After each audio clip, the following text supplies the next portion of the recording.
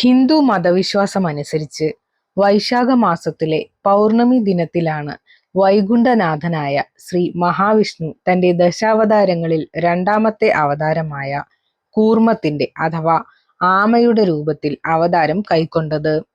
അതിനാൽ എല്ലാ വർഷവും ഈ ദിനം കൂർമ്മ ജയന്തി ഉത്സവമായി ആഘോഷിക്കുന്നു.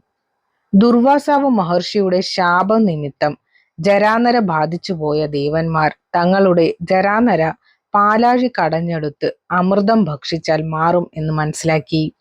അതിൻ പ്രകാരം ദേവന്മാർ അസുരന്മാരുടെ സഹായത്തോടുകൂടി പാലാഴി കടയാൻ തുടങ്ങി. മന്ദര പർവ്വതം കടക്കോലും വാസുകി എന്ന സർപ്പം കയറുമാക്കിയാണ് പാലാഴി മഥനം ആരംഭിച്ചത്.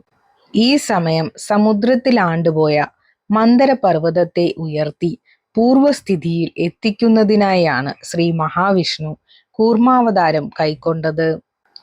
തന്റെ പുറത്ത് താങ്ങി പർവ്വതത്തെ മേലോട്ടുയർത്തിയ ഭഗവാൻ ദേവാസുരന്മാരെ പാലാഴി മഥനം പൂർത്തിയാക്കി അമൃതം നേടിയെടുക്കുവാൻ സഹായിച്ചു എന്നാണ് പുരാണങ്ങളിൽ പറയുന്നത്.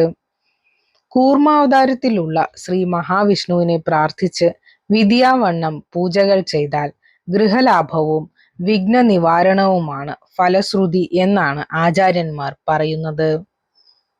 ഏവർക്കും ശ്രീ മഹാവിഷ്ണുവിന്റെ എല്ലാവിധ അനുഗ്രഹങ്ങളും ഉണ്ടാകുവാൻ പ്രാർത്ഥിച്ചുകൊണ്ട് ഭക്തിസാന്ദ്രമായ ശ്രീ കൂർമ്മ അവതാര ജയന്തി ദിന ആശംസകൾ നേരുന്നു.